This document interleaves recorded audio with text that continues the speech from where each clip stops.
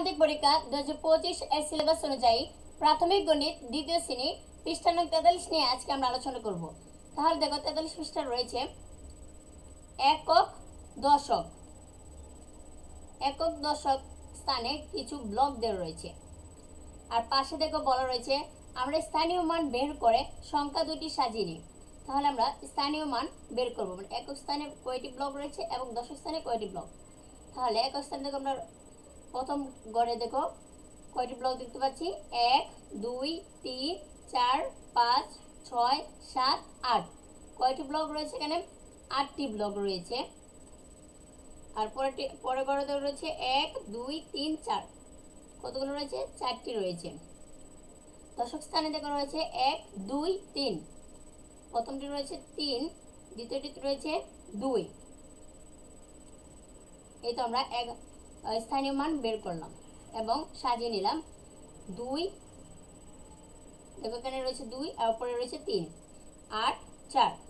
একক স্থানে অঙ্কটি রয়েছে 8 আর 4। এবার দেখো বলা রয়েছে নিচে একক স্থানের অঙ্ক দুটি গাণিতিক বাক্যে প্রকাশ করলে। একক স্থানের অঙ্ক হলো কি 8 আর 4 হচ্ছে একক স্থানের অঙ্ক, আর দশক স্থানের অঙ্ক হচ্ছে 3 আর 2। তাহলে আমাদের বলছে একক স্থানের অঙ্ক দুইটি গাণিতিক বাক্যে প্রকাশ করলে। তাহলে আমরা প্রকাশ করি, ধরো রয়েছে 8 যোগ 4।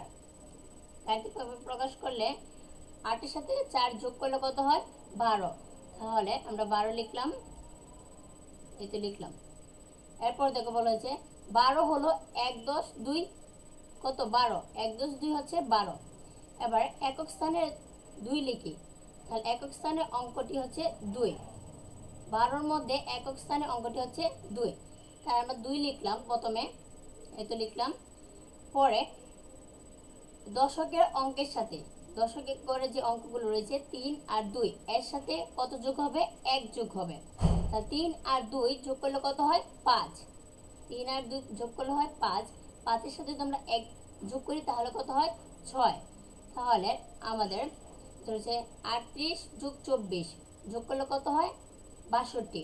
এটা আমরা গাণিতিকভাবেও প্রকাশ করতে পারি। দেখো এখানে গাণিতিকভাবে প্রকাশ করা হয়েছে 38 যোগ 24 সমান কত? 62। এই ছিল আমাদের আজকের ক্লাস। আশা করি তোমরা বুঝতে পেরেছো। আজ এই পর্যন্তই, বিদায়।